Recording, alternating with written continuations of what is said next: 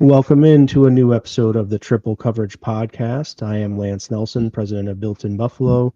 To my left, Scott Casson. To my right, Benjamin Shoup. Sup, Shoup? Nothing much. We were just talking about it a little bit before the show, but got some games left in the playoffs for NHL and NBA. Fortunately, both of our teams are out, but it just means we're getting closer and closer to meaningful football and meaningful practices. Yeah, it's just one step closer to all of that, and go over a little bit of OTAs today and see what we're looking at. The meaningful football, is that like the whatever that spring league's called? Is that like a championship coming up or something? No, I was just saying training camp is more the meaningful stuff, but we're getting there. We're getting there slowly but surely. Yes, sir. Scott, how we doing today? Doing well. Excited to talk some football. It's not meaningful yet, though. So it's some unmeaningful football. Like Ben mentioned, got some finals for hockey and basketball. And the Belmont, the final leg of the Triple Crown in my hometown of Saratoga Springs for the last time. So try to give out some horse picks at the end of the show, too. There we go. Last year at Belmont, or are they redoing the thing, or what's going on with that? Well, last year at Saratoga, they're renovating Belmont. So it's been in Saratoga for the past 2 years, and then it'll go back to its normal home. Can't forget, though, the John bringing up here, the UFL that is going on, though I'm not the biggest UFL fan, but if you're looking John Kane was a former Bills practice squatter that's really good in the UFL, apparently. But yeah, that is true. I think Austin Proel does pretty well in it, too. Nice. Deion Kane was, what, Clemson, right? He was a big Clemson receiver. Yeah.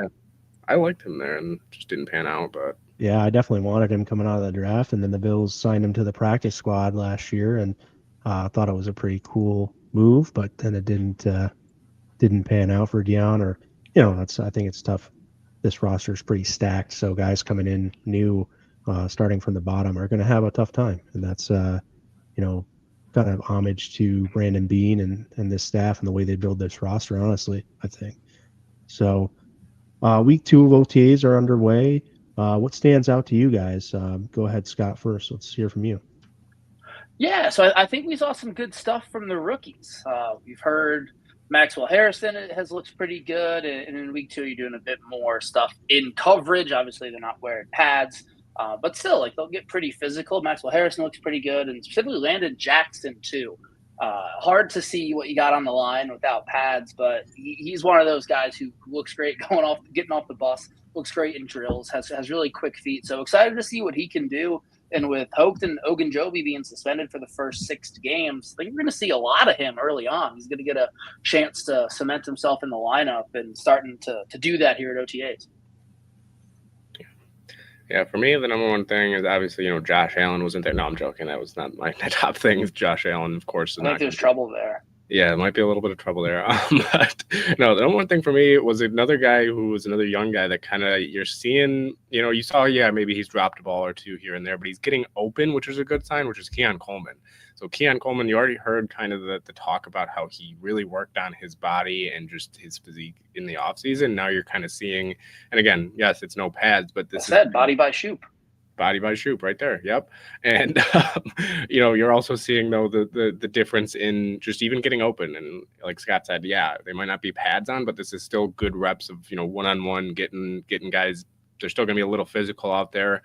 And it's honestly a good sign that it's the non-physical part where he's getting open, because for me with Keon, we knew the physical part is there, right? You've seen it last year, go up and get the ball. You've seen him be able to make plays in one-on-one coverage, even though he doesn't have the best, the most separation. But this year, it seems like he's getting more separation already early on. I know he burnt Maxwell Harrison a couple times. I think he burnt Trey once or twice as well. Again, had a drop or two that I saw as well, but still the good part is he is getting open, which is the number one concern for him coming out of college, was can he develop that route running? So I'm excited to see him and how that translates into training camp and into the preseason and into the regular season, if he can continue to get open against the secondary.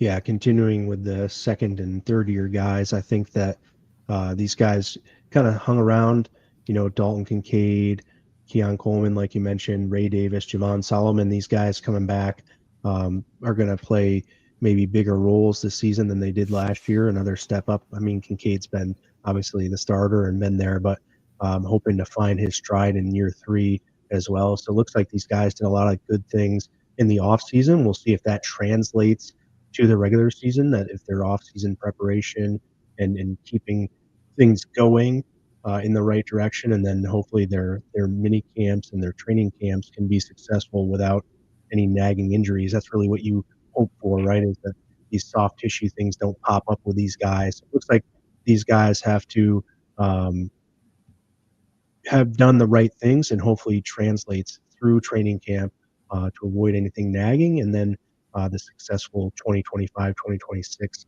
season for these guys would really help the Bills get back to the championship game and potentially to the Super Bowl this year, I think. So those guys do play a pivotal role in what this team is trying to do, and it's nice to see early on, at least, that these things are kind of happening the way they're supposed to, and the Bills seem like they're happy with what these guys have put forth so far to this point.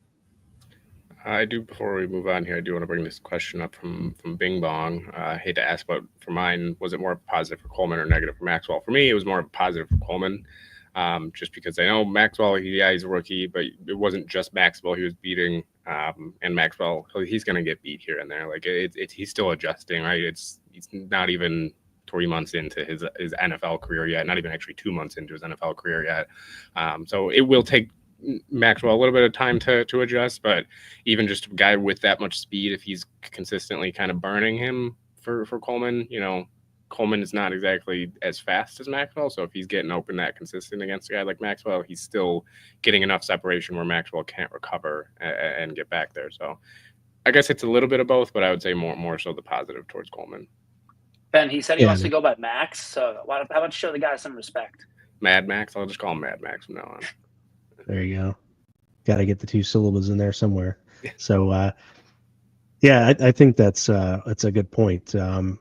That you mentioned there's no pads on right now, so it's hard to really tell. But early on, separation is good, and I think it's going to help having guys here that he hasn't been around before. And I'm not saying the guys that were here last year weren't any good. Obviously, Amari Cooper is super good, but when you have Josh Palmer in the building, just a different voice, Elijah Moore in the building, another different perspective, these guys all connect a little bit differently. You just don't know how one person's relationship with Keon is going to help kind of transcend his career. I'm not saying that he needs a ton of help, but he definitely could improve in certain areas, and just different direction, different connection from some of these different voices the Bills have brought in at wide receiver this year. I'm excited to see how that does translate. Again, all this stuff is working towards the greater goal of how is this going to impact you during the regular season. Royce here saying the same thing. We know it's just OTAs, but there's a process here. Every time we talk about what kind of makes this team great when in Buffalo is their process.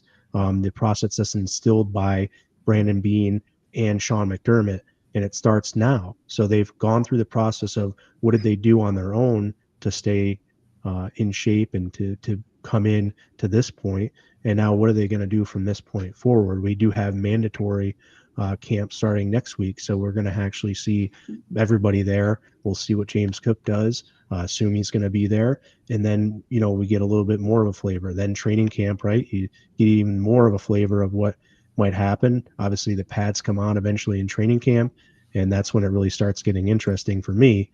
But because I think some of those live reps in camp as well as preseason games does a whole hell of a lot of good for some of these guys, especially the younger guys.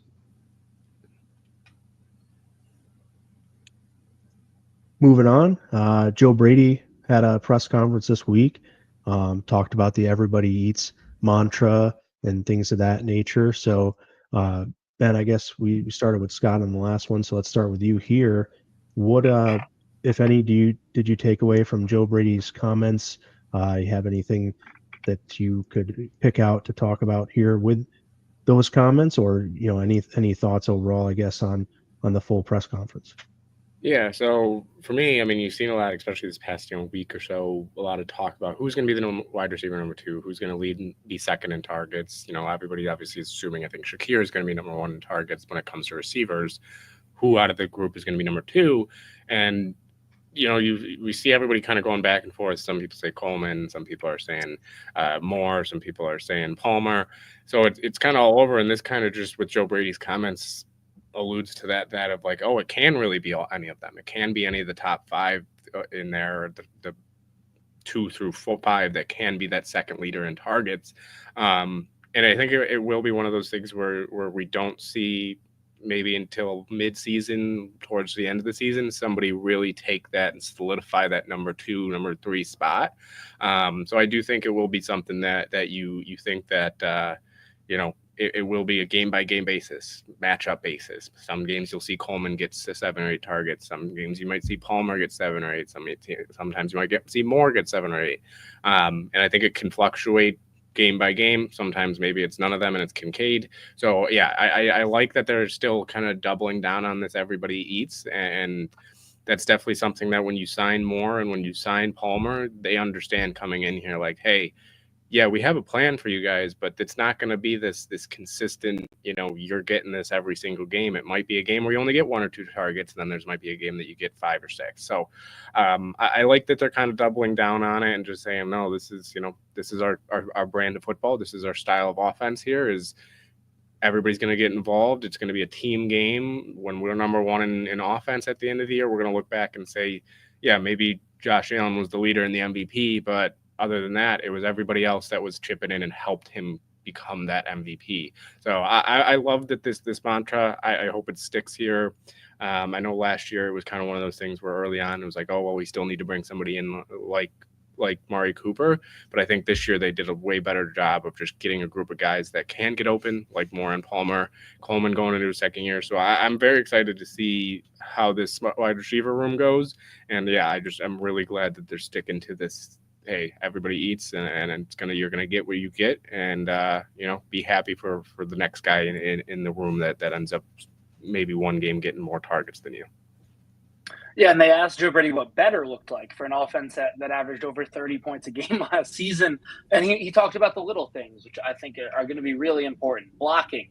Matt Collins is gone. He was the top blocking receiver last season, so that means we're going to have a new top blocking receiver this season. And guys who want to do the dirty work and want to be there for their teammates and have good body language, he mentioned specifically when they're maybe not getting the ball as much because, like you mentioned, it is going to get spread around. So I think something that's important for this offense is those little things because with Josh Allen at quarterback, they're going to be one of the top offenses in the league, almost regardless of who else they put out there. So focus on the little things, and that'll make every little things become big things, and that can lead to success again this season. Then one other thing is just the offensive line. You mentioned you're bringing back all 5 starters, assuming nothing crazy happens in camp, and that's huge for the camaraderie of the line, for the run game, for Josh Allen. So big for the Bills to have that offensive line, and that's something that a lot of teams aren't able to do when they're paying a quarterback like the Bills are, paying guys on defense, is bringing back the offensive line. Look at the Chiefs. That was their biggest problem last season and their biggest problem in 2020 when they lost to the Bucs in the Super Bowl was the offensive line. Bills are bringing all 5 guys back, so that's huge. Yeah, hopefully that can help us more than it has. I mean, it was great, but then in the AFC Championship game, that offensive line didn't see some things that had been thrown at him before. So yeah, but that's on Josh. Yeah, for sure. There's a lot of stuff there, but hopefully that can pay off though this year. It's really the main comment. Oh yeah, he's super good. I mean, there's free no rusher doubt. is always as an offensive lineman. If there's a free rusher, it's the quarterback's fault. I love it.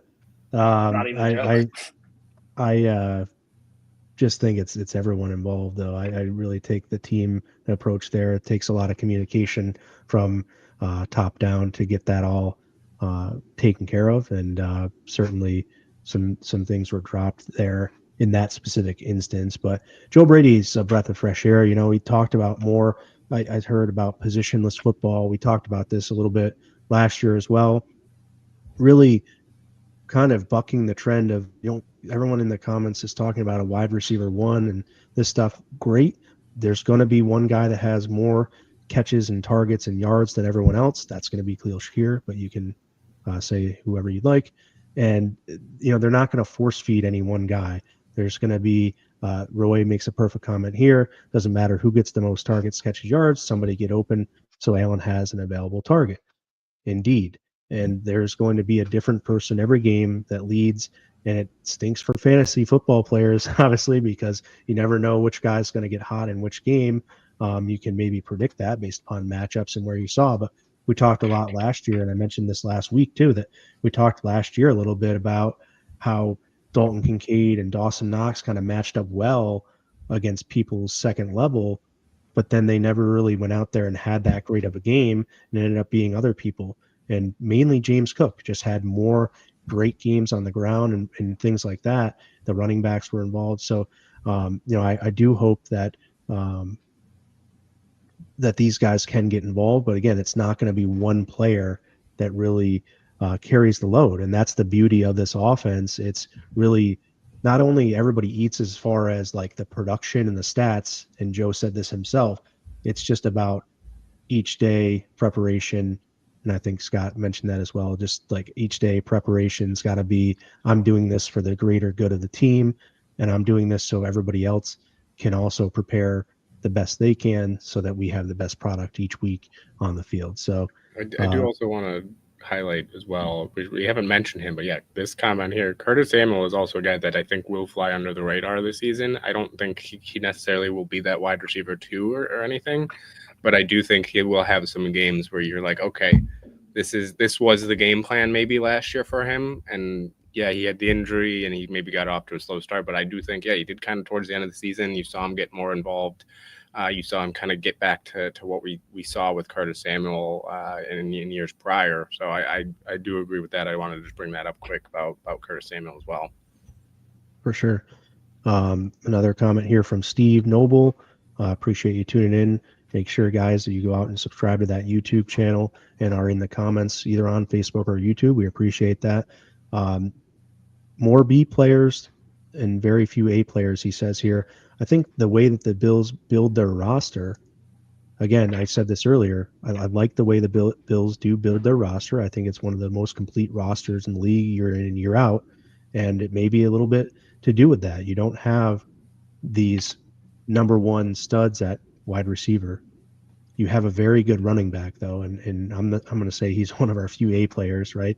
And you obviously have Josh Allen being an A player, and then the offensive line has a lot of A-level guys on there, so it's the pieces are in different places than where other people choose to stack up on wide receivers. They have less of an offensive line. We're choosing to stack up on offensive line kind of, and running back and quarterback. We're going to have that roster build and see where it takes us, I guess. So I guess do you want to go to the next comment you have starred there, or do you want to say that? This kind of goes into actually what you were just kind of saying there with the offensive line. And James Cook, we talked about a lot this offseason about his extension. Connor McGovern and Osiris Torrance are going to end up being soon up for extension. And do you guys think either of them? For me personally, I do think Torrance is a guy that at this age, from what he's shown already, yes, it's early. I do think, though, he's a guy that over Cook and McGovern would be, for me, somebody to pay first.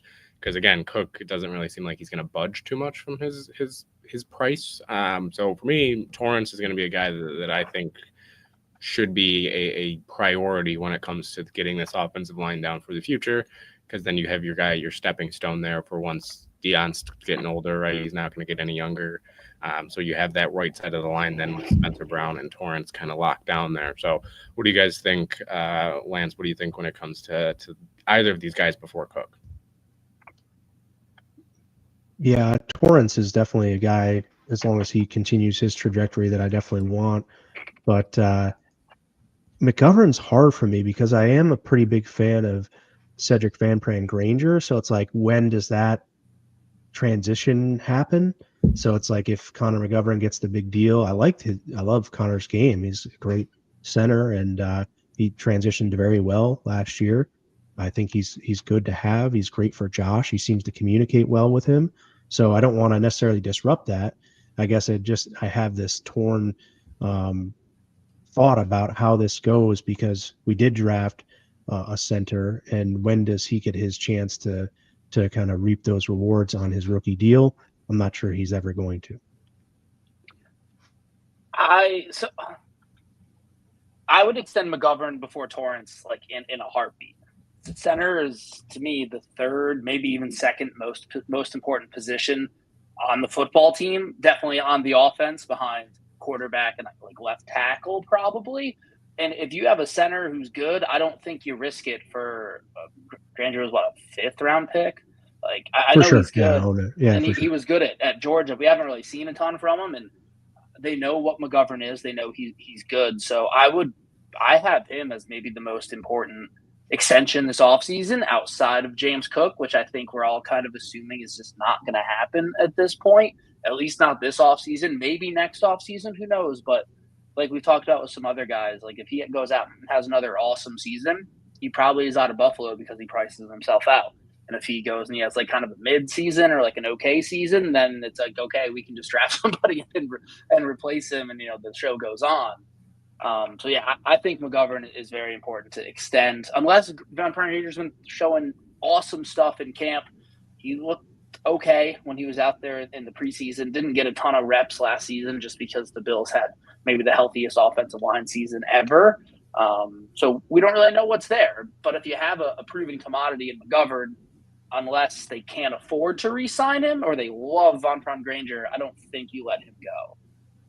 Yeah, I agree. I wasn't suggesting they need to pursue Cedric Van Granger moving forward. It's just the idea of having him is like, oh man, are you able to actually get anything from him, or was it like a pick for more of an insurance? Like, okay, well, we've got this guy on a rookie deal. If anything catastrophic happens, we can plug him in and he'll be at least serviceable for now, and then we'll see, if he can continue maybe after his rookie deal expires, maybe re-signing for a lower level contract that then maybe when he gets his opportunity there, or he pursues it elsewhere, not sure. Just one of those things you always think about of like, okay, what could this guy actually be?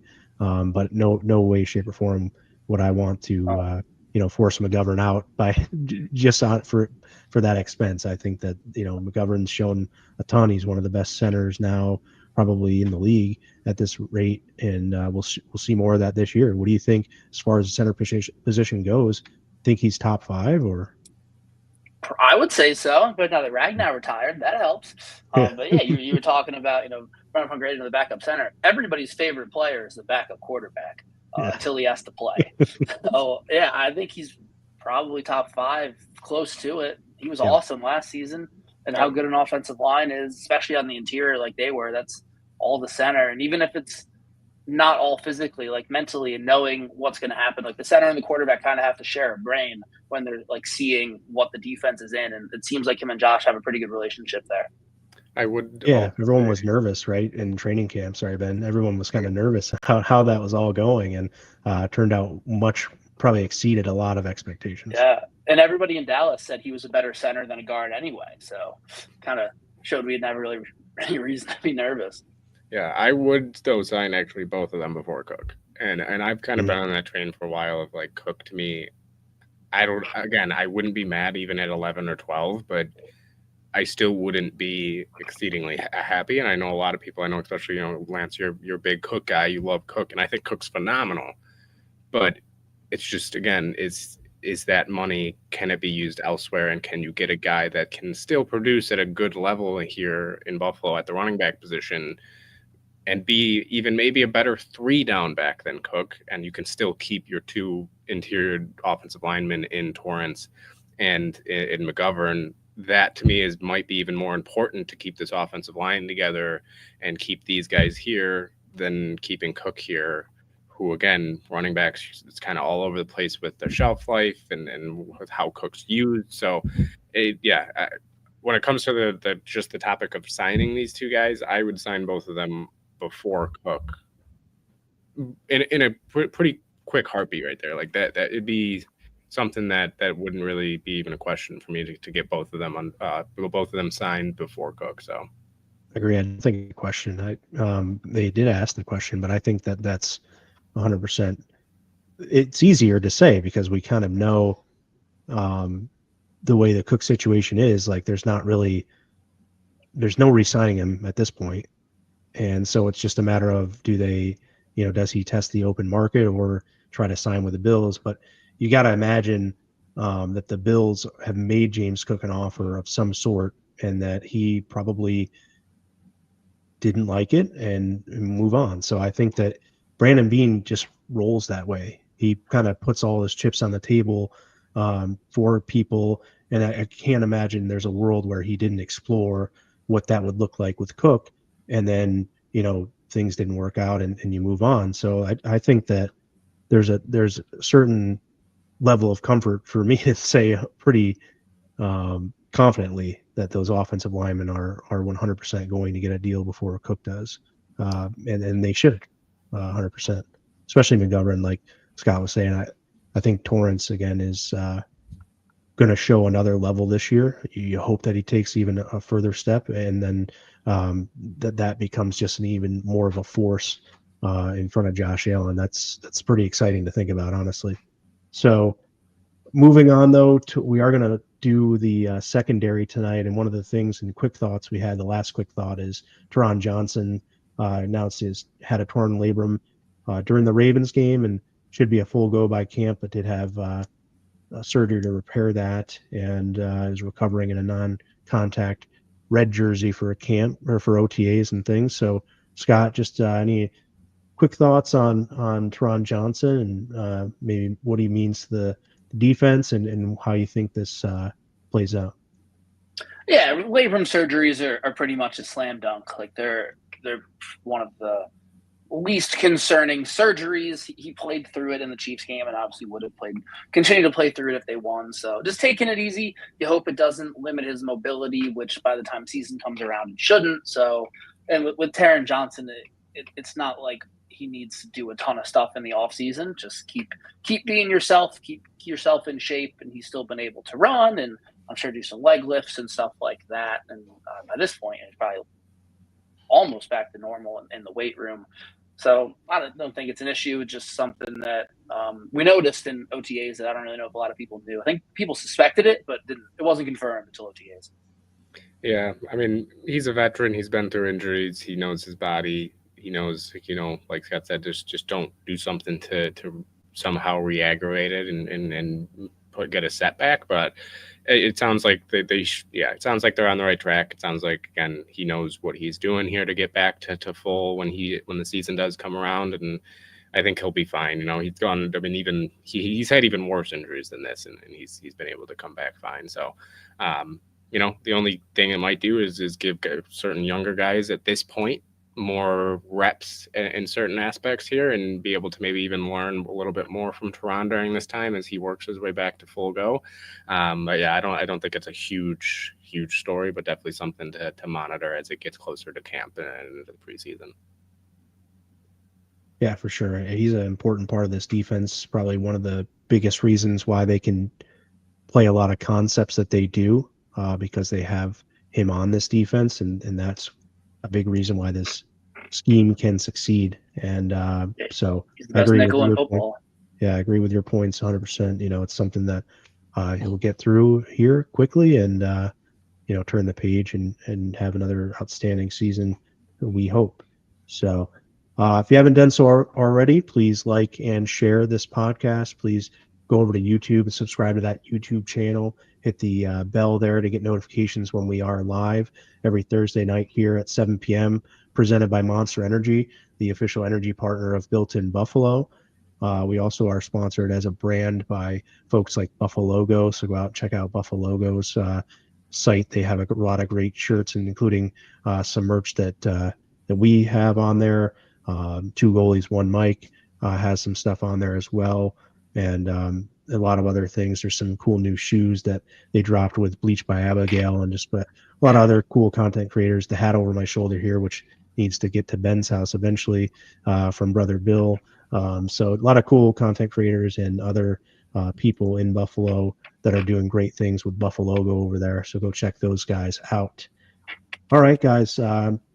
Secondary overview. Scott, I'll let you kind of jump in here a little bit to start us off, and you guys can go through these topics as you would like. Sure. So we have about as many weeks to training camp as there are position groups on the football field. So we figured we'd start doing some position breakdowns, previews of the guys. So we each week bring you something different, and by the end of the summer, by the time we get to training camp, you all know everybody on the roster, and so you'll be watching the preseason games, talking about the guys who are on the bubble. So we're going to start in the secondary per Ben's request. I think that's because when he played football, he was always getting locked down by him, so he wants to figure out why. But on the starters, we have 4 of the 5 returners, counting Taron Johnson in there as he's in the secondaries and the nickel, 5 starters. And that's also including Cole Bishop. I put him in there instead of DeMar Hamlin. The only starting position that's kind of up for grabs is that CB2 position. We'll get into a bit later, but we'll talk about who we think will be there. Lance alongside Benford on the other side, and then Taron, Rapp, looking like Bishop. Who do you think is the inside track at the CB2 spot? Max Hairston, for me, I think was drafted for that role, specifically first-round pick, spend the premium asset on cornerback. They're going to give him every opportunity to take that role. It's something that when you bring in Trey White and Dane Jackson, you look at and are these guys really going to be that? Well, I think they're insurance in case something catastrophic happens where Hairston's not able to compete at that level. But I think all intents and purposes are that Max Hairston has that job. It's his to lose. He's going to have to earn it, certainly, but I just think that there's no way that they're going to give it to anybody else unless they blow him out of the water. Obviously, Kyrie Elam was a first-round pick. We know how that's gone, and we know it doesn't always work out, but I'm pretty hopeful, and the fluidity that Max has shown so far has really lent itself to and led me to believe that he has what it takes to kind of take that role over this offseason. Yeah, I think why by week 1 it won't even be something that's like, oh, it's for sure going to be this guy going forward. I do think it can be something that even during games can switch in and out throughout the game, depending on who's like if Max Hairston is comes in week 1 and he kind of starts off struggling, you could see Trey come back in.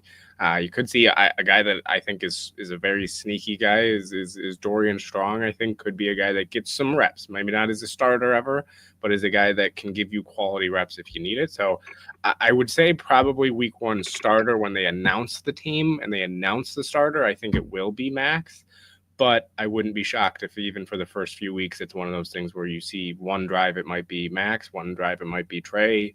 Even game by game, it might change depending on matchups, right? If you see a matchup where you're like, oh, you think Trey might be better suited for this team compared to Max against this team because they might have a speedier guy. I think it could be something like that. So we'll see, obviously, as training camp goes on, preseason goes on, how these guys look. But it is one of the harder positions for rookies to come in and just perform right away, especially with the difference in the level of talent from college to the NFL when it comes to week basis with these guys, with these receivers.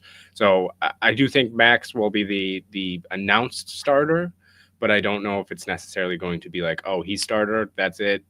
From there on out, he is the guy. So I'm going back and forth. I think it will at the end of the day be between him and Trey. It's going to be one of those two that will be the cornerback to at least start the season.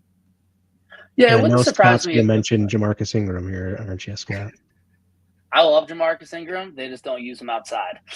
AFC Defensive Player of the Week 2 last season. People forget 2 pick sixes off Tua. So you don't believe he could be in line for rotation with Max at CB2? They haven't used him in that way? I don't think that they see him that way. I think if they did, we would have seen him in the playoffs last season instead of Kyrie Elam, because anything would have been better than that. So I think they see him more as a nickel kind of utility type guy than an outside corner. He played some outside corner his rookie year, but that was really only, again, like out of necessity, like when they were playing the Dolphins and everybody had heat stroke. And he had to go play outside. But since then, he's kind of been more in that nickel role, filling in when like Taron Johnson is out or whenever they do something exotic. So I don't think they see him that way. And I'm worried Ingram might not make the team this year because of that, because they drafted somebody else who we're going to talk about later in Jordan Hancock, who kind of has that role, but they used the draft pick on him, and he has a lot more team control. I kind of think Trey White might start the season as the starter, especially with who they opened the season with against a team like the Ravens. They just re-signed Rashad Bateman. He wasn't going on there anyway, but they have decent receivers. I know a lot of people like to say that they don't, but they have decent receivers. Trey White is maybe a bit more like ready to jump in than Maxwell Harrison will be in his first week. But I think by week 5, 6, 7, it'll switch and it'll be Max Harrison. Now you got me doing it. Max Harrison by then. And then I think Trey White's actually going to go to a game day inactive as Max kind of takes that role over because he doesn't play special teams. If you're the CB 3 and 4, you kind of need to do that. So I think it starts with Trey and Max, with Trey and Benford, and then Max takes over as we build into the season. And it's against his former squad last year, so maybe Trey was against the Ravens. Well, they might have that. Hey, this is the team you played with last year. Show them what you got, and show them that hey, maybe they should have brought him back. But I could see him starting week 1 as well. But yeah, I don't think it'll be for long. But I think for week 1 we'll see Trey out there. We'll still definitely see some Max, and then we'll get less and less, and then Trey will ride off to a goalie crease somewhere.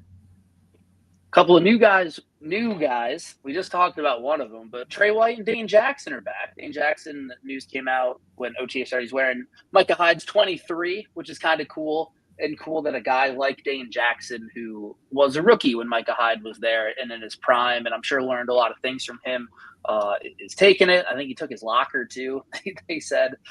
So that's pretty cool. We just kind of talked about Trey, but Ben, what do you see the roles like for these guys, and do you think they both make the squad?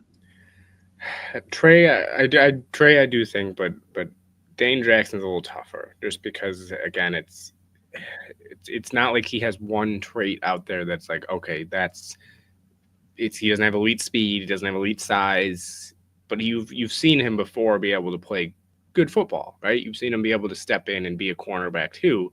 Now, though, he's a little bit older. How is he going to mix here with this room of youth and a guy like Trey White, who, when it comes to the money and contract-wise, is more guaranteed than him? So it's just, where does he fit here? I mean, is he over Ingram? Is he over Cam Lewis? Is he over, even Daquan Hardy was a pick last year, who I know was inactive the entire season on the practice squad, but what is their thoughts with him? Codrington, who is obviously a returner, but that's a roster spot. So where does he fit in? It's really just, I think, tough for a guy like Dane Jackson to see what's going to happen with him.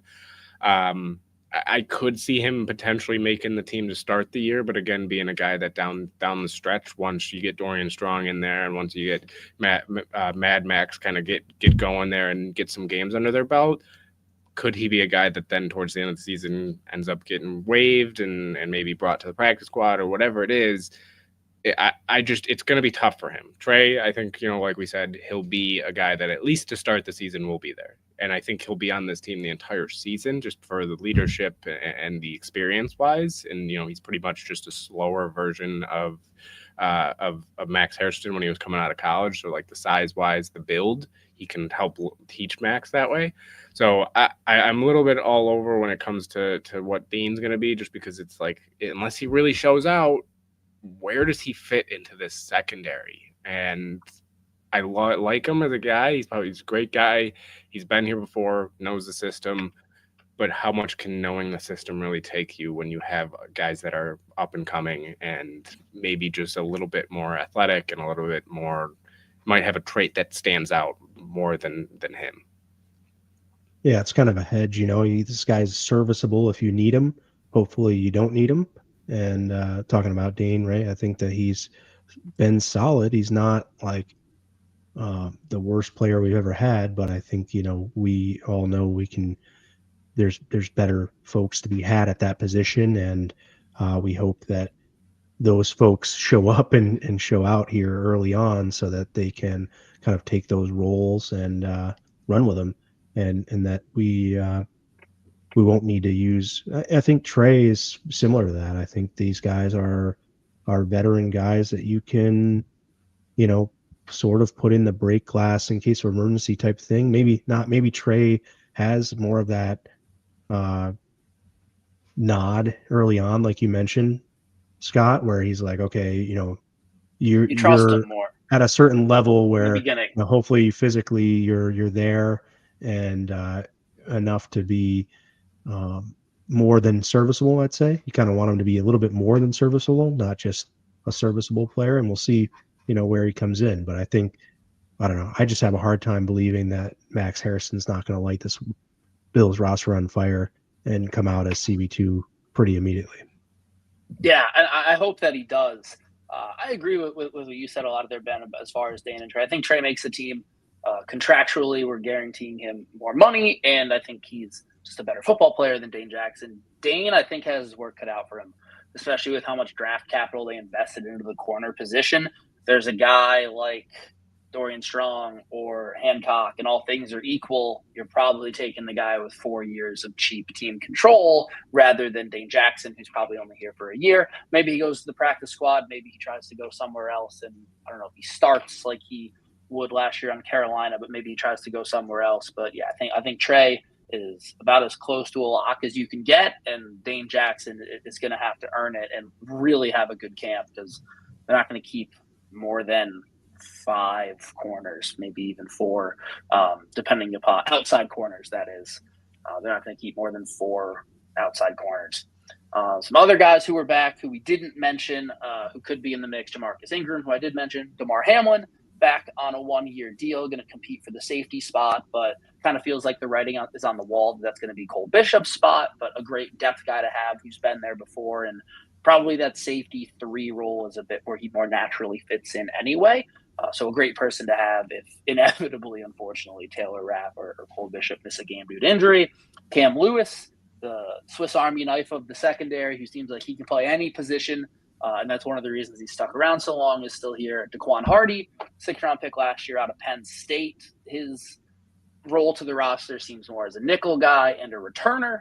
And then Brandon Codrington, who we put in here because technically that is his position, but as we all know, if he has to actually play defense, things have either gone horribly wrong or we're winning by a lot. More of a returner there. So those guys are all back trying to make the squad and fight for some playing time. Some actual new guys who are in, which we actually do a little bit more of a breakdown of. Derek Forrest, only veteran safety they brought in who is new out of Washington. Started some games for them back in, I think it was 2022. And then dealt with some injuries, been more of a special teams guy since then. He could get a shot. Who knows? If he comes in and lights the world on fire in camp, maybe he can push Bishop that spot. You think Raps is pretty solid based on how well he played last year. Will definitely make an impact on special teams. And then the 3 draft picks, Max Harrison, Jordan Hancock, and Dorian Strong. Lance, which one of the new guys, I guess, other than Max Harrison, because that's kind of cheating, are you most excited about? And where do you see all of those guys in kind of their roles?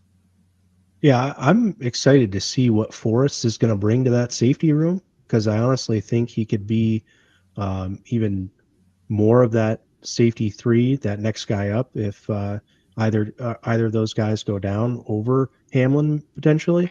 But his ceiling, I guess, could be to beat out Cole Bishop. I don't necessarily see it or predict it, but he is, still fairly young, still pretty talented. We'll see what he looks like in this defense. I think he's another sort of hedge. Like if the young guy doesn't take the role they carved out for him, then we can turn to another guy, and Forrest could be that. Love Jordan Hancock. I mostly love it because I like referencing Chris Farley's line of "It's Herbie Hancock," and I'm not going to apologize for that. I'm always going to say Herbie A lot of people go Hancock to when we're college for talking about 7 him. years. Yeah, exactly. So, Hancock's a baller. I think, has a pedigree that we talked about, that championship pedigree. And I'm excited to see what he'll do here in the NFL. I think he may be maybe not talked about as much by some folks as far as what he might be able to do for the Bills even in year 1. But Dorian Strong, again, I think people have been sort of high on him a young player. We'll see what he can bring to the room. It just, again, some of these guys have very similar strengths, and we'll see where the Bills want to go with them. That's really the uncertainty is, okay, what role do the Bills want to carve out for these guys? And right now that's an uncertainty. So I know that's saying a lot without saying much there for the young guys, but it's more of, for me, I'm higher on Hancock and kind of waiting to see on Dorian Strong as far as, what to expect from these guys.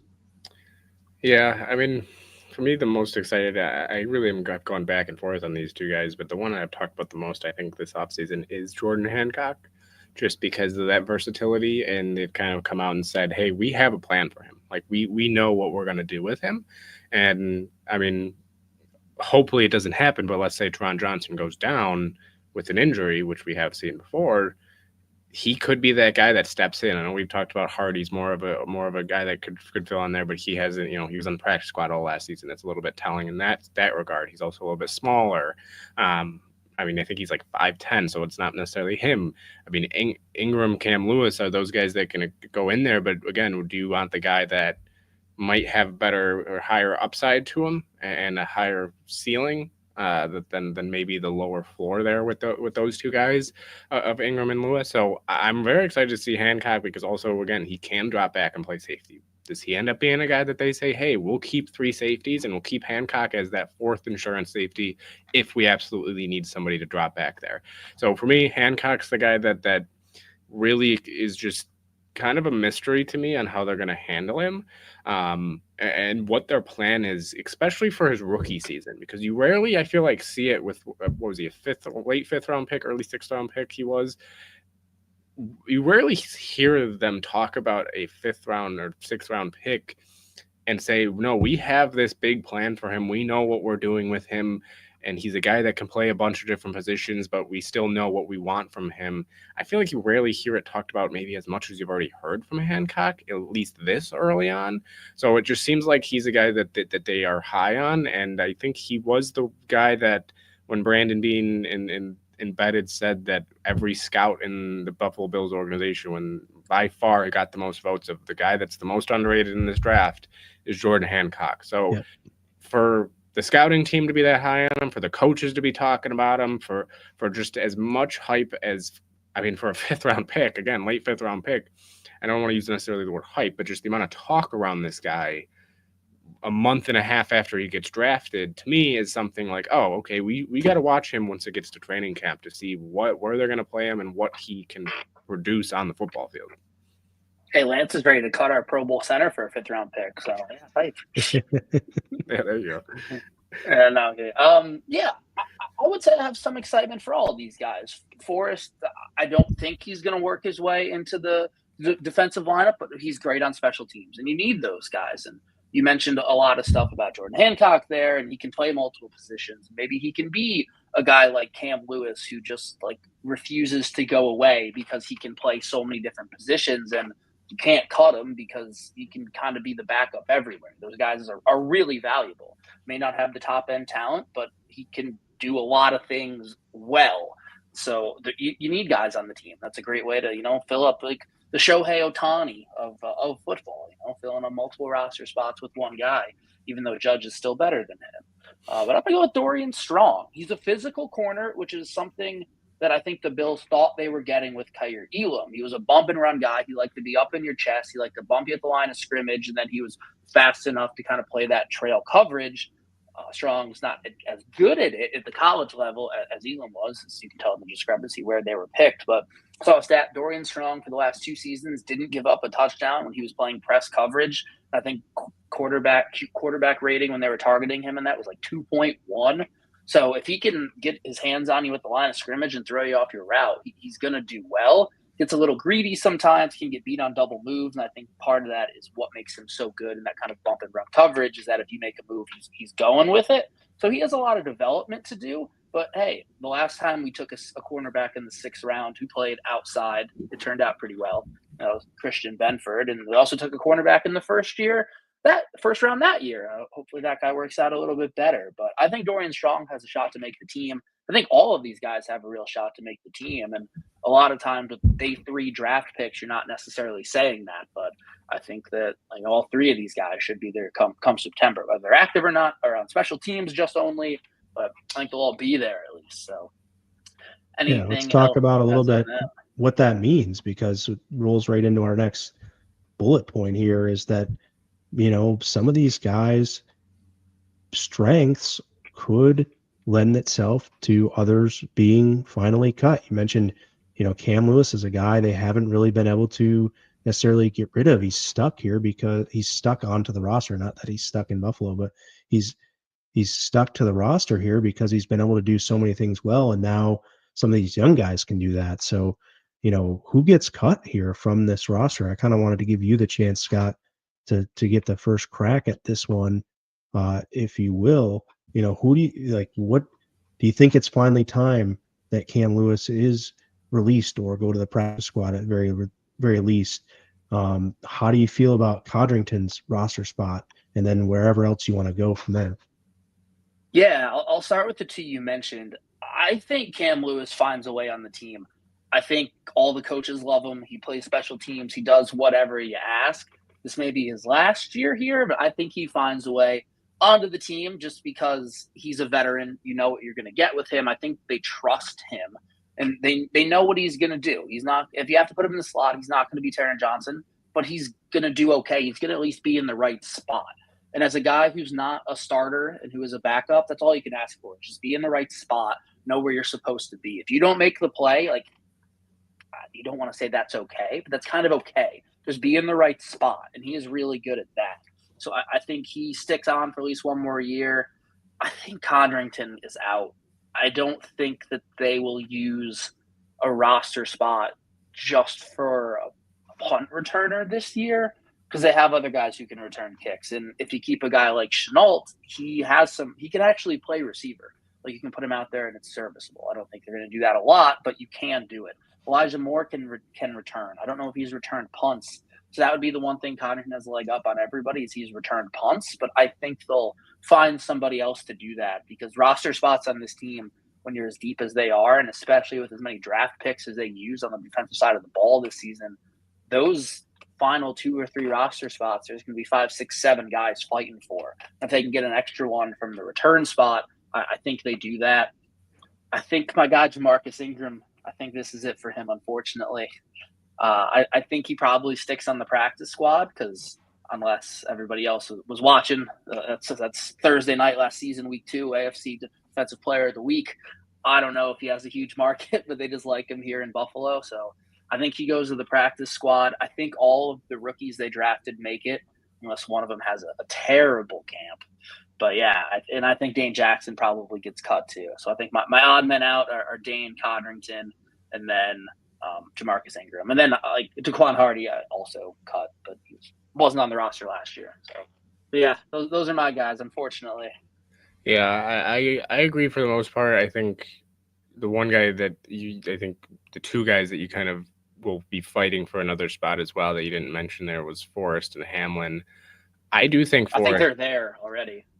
Yeah, I just think I really could see them keeping three safeties and saying that, hey, we'll be comfortable with Hancock if we absolutely need him there, and maybe Hamlin goes to the practice squad, because I do think Forrest can make this roster. I think he's a physical player that has the ability to create havoc and cause turnovers.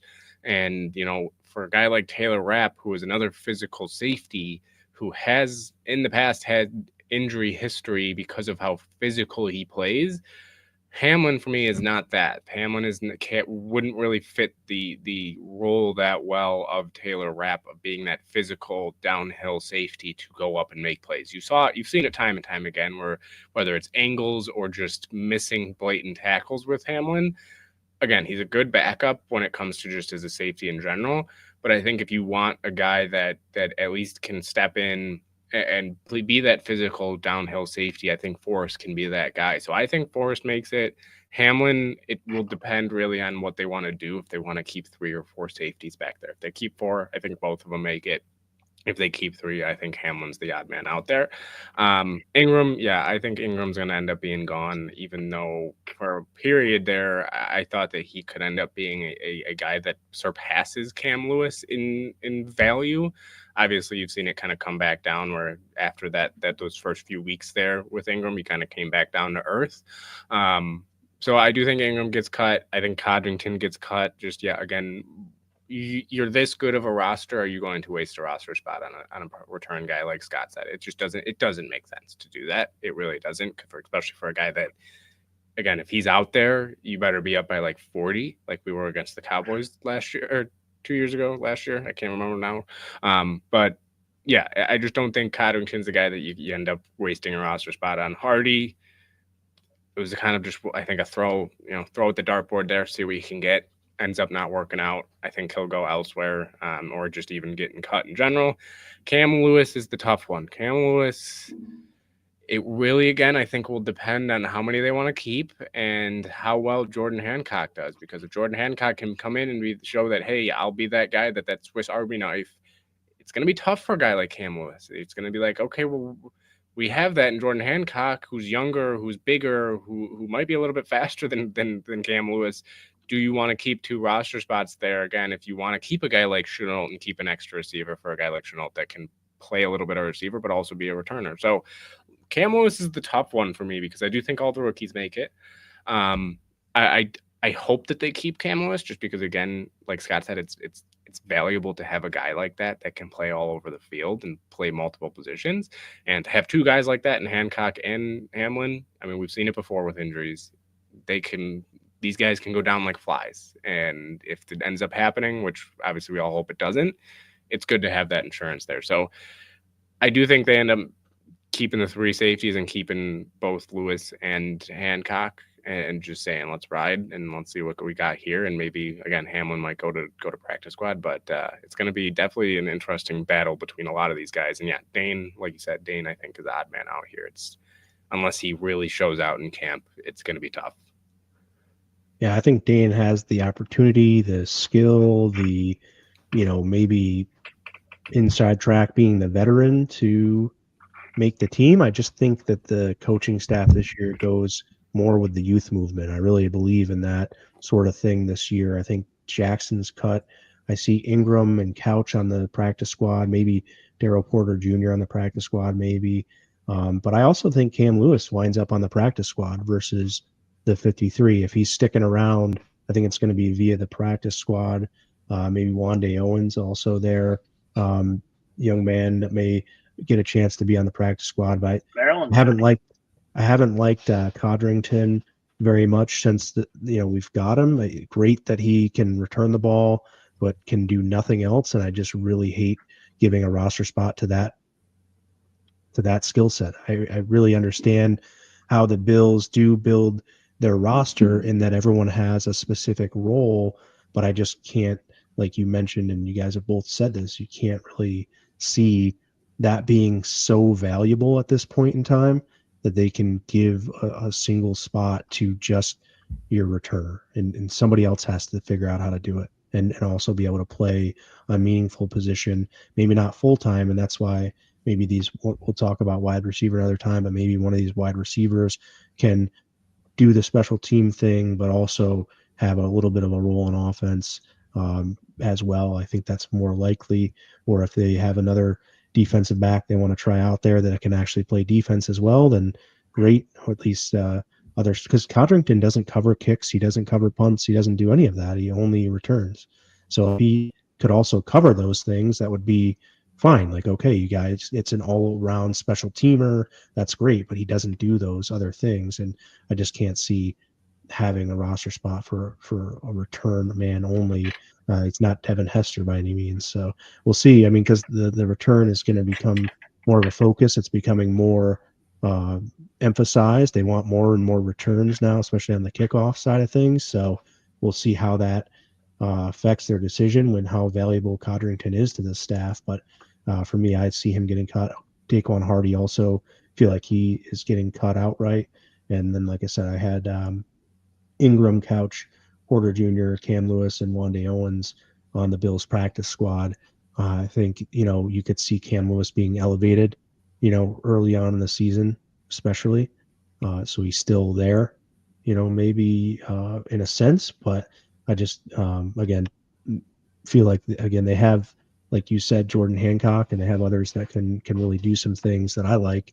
And I hope that comes to fruition more than just, oh, we think they can do this.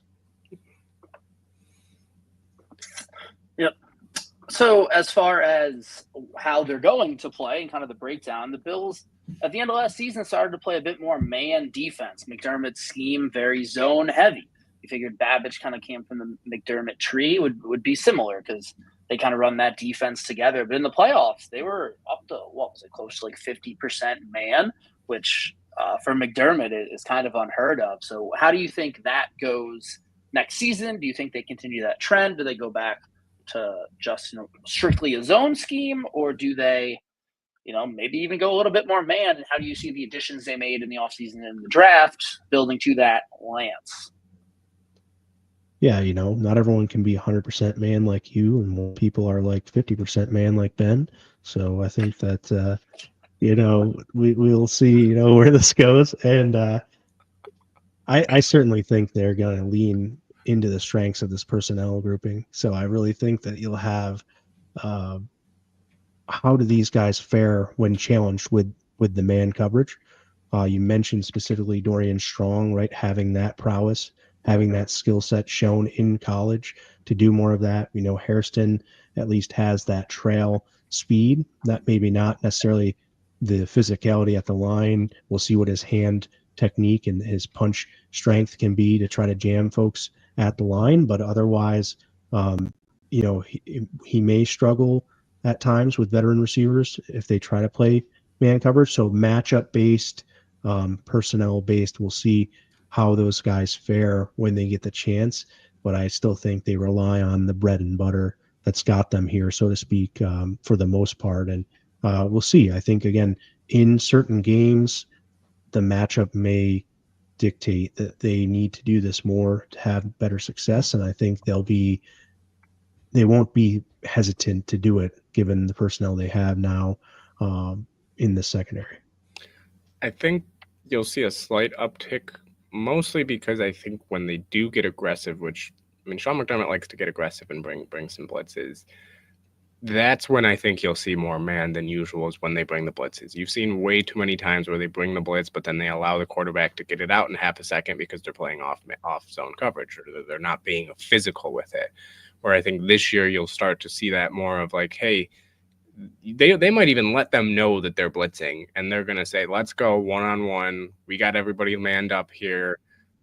If you can get the ball out before you can get somebody open, we'll see who's the best here. So I think in that aspect you'll see an uptick, but I think at the end of the day, when it's third down and long, or you've got those situations that Sean McDermott knows what works best with his team, I think you'll see, like Glenn said, stick to that bread and butter, stick to what stick to what's been working for the past 8 years and on your defense here, and that you the best. So I think there'll be a slight uptick, but I think it will be depending on the situation when it's going to happen. And I think it's going to be more when they're bringing that blitz, when they're really got to just force the quarterback to get the ball out fast here and say, hey, we're going to make you either make a perfect throw over the top, or we're going to make you make the perfect read in time, or it's going to be either going the other way or knock down, whatever it is.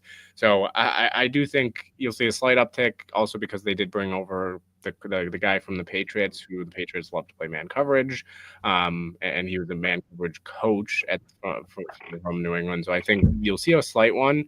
And yeah, it might, like Lance said, be one of those things where it's game by game, depending on certain games. Maybe Baltimore, you might not see it as much, just because, again, with Baltimore, even though they don't have the best receivers, they do have a guy like Zay Flowers who can get open during man. And when you drop in man coverage, that can end up opening up more running lanes for a guy like Lamar Jackson. Whereas when you play Cincy, you're probably not going to want to play man as well. Like, you're going to want to play more zone there, where it just might be matchup based there. So I don't know. We'll see how they end up doing it, but I think it'll be a slight uptick. Yeah, it's all situational. I think they're still going to have the zone scheme because that's McDermott's defense, and he's not going to change that no matter what happens because that's what's gotten him here. And Babich again from this coaching tree is going to be his own guy, but the guys they got can kind of play both. Like Benford, he can play man or zone. He's a top 10 corner in the league. You can just say go over on that side and do guard that guy, or you say guard this side of the field, and he's be able to do either of those equally well. Maxwell Harrison, more of a zone guy just based on his size, but he can play man too, like you said, Lance, with this trail technique. He's going to play it differently than Dorian Strong will. Dorian Strong's going to be up in your chest at the line of scrimmage, bumping you off your route. If Max Harrison tries to do that to some receivers, they're going to put him on his ass. So he's going to give a little bit more of a buffer and then react. He has the speed to make up for not being right in your chest off the line of scrimmage, but he can also drop back in his zone and break. So he can kind of do either one. So I think it'll be like a lot of what we saw in the later half of last season. It's going to be a zone scheme, but in certain matchups, they're going to play man, especially against certain teams. And the Ravens and the Chiefs are those teams that they'll probably play a lot of man against just based on the personnel. Especially now that we have a speedster like the Chiefs have a speedster. So it kind of evens out the man coverage a little bit more. And then the Ravens, just in their offense, they're all freaking fast over there. And we didn't have to play Zay Flowers in the playoffs. So that would be kind of the Max Harrison matchup there. So, yeah. Got to mention Rashad Bateman when you talk about the Ravens because he did just sign a new deal extension with them. And I like the player. I know he's an opponent of ours, but definitely a guy that can get over the top. Yeah, I saw him play when he was in college. They have D-Hop too right now. Yeah, they do. Yeah. Not super concerned though. Good comment here about this Ravens Week 1 matchup. I think, we did answer this a little bit ago, but we can reiterate no problem because I think it's a good statement or question here. Scott kind of thought that Trey White could see action early on in Week 1, depending on how things go. I have a little bit more excitement on that. Maybe not anymore, but I'm very high and excited about what Max Harrison brings to this. I think that he's going to be capable of just showing his trust, being trusted by the coaching staff enough to where he's getting the nod Week 1 right away. But I wouldn't be surprised, and Scott mentioned this as more of a thing that more of a situation he's believing in is that Trey White could be that Week 1 guy because of being that veteran presence and being able to just be more reliable right off the get-go, and then have kind of Max Harrison lean into that role as it goes on, what you mentioned here at the end of your statement, which I really appreciated. In games 2 to 6, maybe more of a room for error, getting the guy out there and making sure he, kind of gets his legs in the NFL. So good question. We did kind of answer that throughout our segment earlier of who we thought would get that Week 1 nod, but wouldn't be surprised again if Trey White does get that first week start and then Harrison kind of eases in there. Yeah, I think you'll see you'll see a decent amount of welcome to the NFL moments in that first half of the season for a lot of these young guys. I mean, it's just the nature of the NFL. But yeah, I think Baltimore could be one of those ones where they try to minimize the chance of that happening for a guy like Hairston. But at the same time, if Trey's struggling, you might have to say, all right, here we go, Rook. Like, let's see what you got and step up here. And maybe this is from here on out. If he steps up and says, nope, this is my job. This is why you drafted me. It's mine from here on out. So, it will just depend. And Baltimore is a team that's going to be interesting this season just because I think they had a great season last year, but now they're going, I think, into their second season with this offensive coordinator. You add DeAndre Hopkins, you get Zay Flowers fully healthy now like he wasn't in the playoffs, and you can build on what you had last year. And Lamar had a career year in passing touchdowns, career year in passing yards. Do they build on that passing game? Week 1's going to be a tough test to see, all right, how are we going to handle that? Because historically, McDermott does well against rushing quarterbacks. He just knows how to minimize them. So are they going to then lean on the passing game? And especially if they see a rookie out there Are they going to test him? And I would bet money that they are going to test him a good amount if they see Max Hairston out there and say, hey, even if you get one on us, but we can get 3 or 4 big plays on you, they might take that. So definitely going to be a test. I'm excited to see. I do think he'll be out there even if he doesn't start, even if it is Trey starting. I think they will cycle him in, like I said earlier. But then, yeah, once you get past week 1, it will be a little bit easier from there on out. Yeah, so to kind of wrap it up, Ben, what's your overall confidence in this group? What excites you? What makes you nervous? How are you feeling about them today on June 5th? Yeah, it kind of does remind me of how we felt with, or at least how I felt with Terrell Bernard going into his second season of like, yeah, there's that excitement, but there's also that kind of like, oh, well, these are younger guys. This is a group that we don't really know what Trey White's going to be looking like. We don't know what these rookies are going to look like.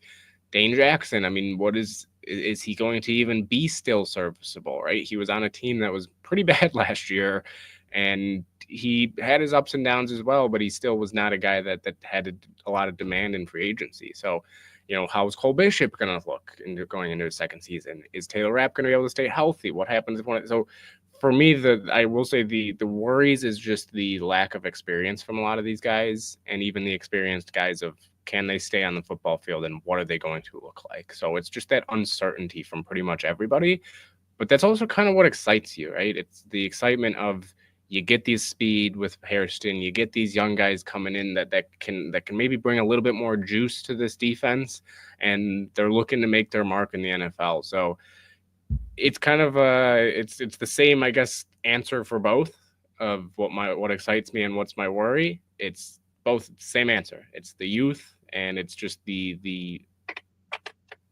questions around them is what both excites me and worries me. So that's my answer. My level, I guess, on a 1 to 10 scale, I would put it like a 7, and it's bumped up just solely because of Sean McDermott and what he has been able to do with a lot of talent in the secondary in his history. Yeah, I couldn't agree more. I was going to say very similar things, and I'm still going to say them because I didn't get to say them yet, and I want to say them. So I'm excited that it's a youth movement and that the ceiling for these guys is pretty high. The potential they have, the skill set they possess and bring to this scheme is exciting. We've seen them do a lot of things that we can see that would translate to what the Bills might want them to do. And I have a lot of confidence because of our coaching staff. If I'm putting it out of 10, I would say I'm 8.5 out of 10 in this group.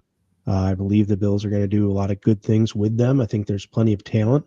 There's guys we're talking about, Dane Jackson maybe getting cut.